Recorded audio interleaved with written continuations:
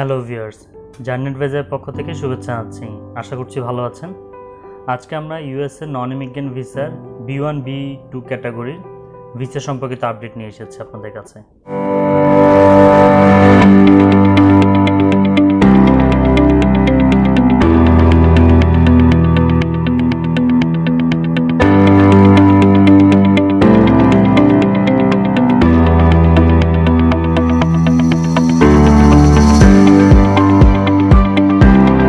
আমরা জানি USA non immigrant B1 B2 visa, যেটি বাংলাদেশিরা বেশিরভাগ ক্ষেত্রে অ্যাপ্লাই করেন, এই ভিসাটি গত 19শে মার্চ থেকে বন্ধ ছিল।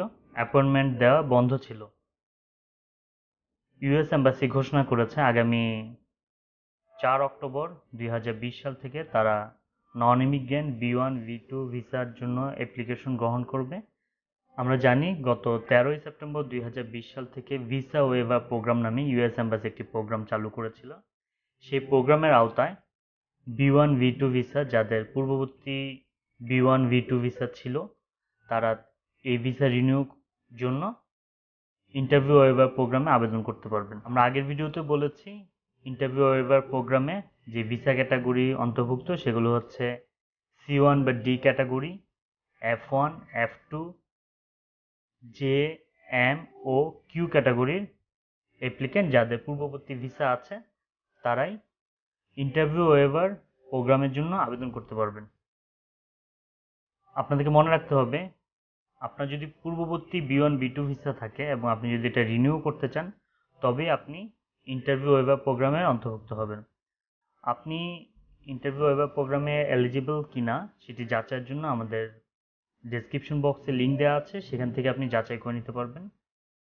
ঘোষণায় বলা হচ্ছে যে নতুন B1 B2 ভিসা অ্যাপ্লিকেন্টরা অ্যাপয়েন্টমেন্টের জন্য অপেক্ষা করতে হবে। যখন সাধারণ অ্যাপয়েন্টমেন্ট খোলা হবে তখন আপনারা যদি নতুন অ্যাপ্লিকেন্ট হন তখন আপনি অ্যাপ্লাই করবেন। ইন্টারভিউ ওয়েভার প্রোগ্রামটি এটি ইনশিওর করে না যে আপনার ভিসা গ্র্যান্ট হবে।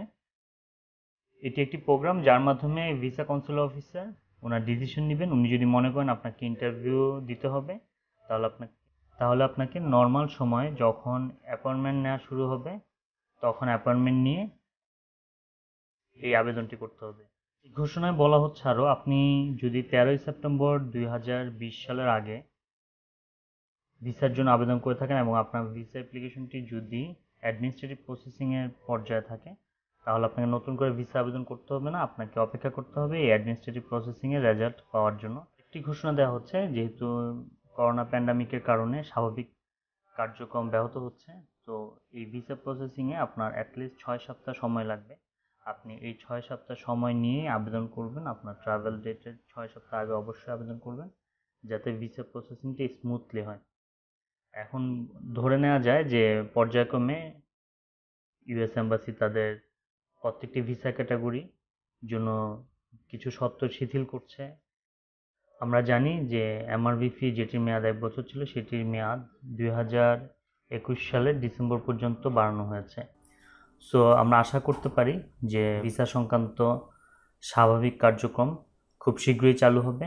ভিসা কার্যক্রম কবে স্বাভাবিক হবে, কবে চালু হবে, সেটি সঠিকভাবে কেউই বলতে পারছে না। আপনাদেরকে নিয়মিত আপডেটের জন্য অপেক্ষা করতে হবে।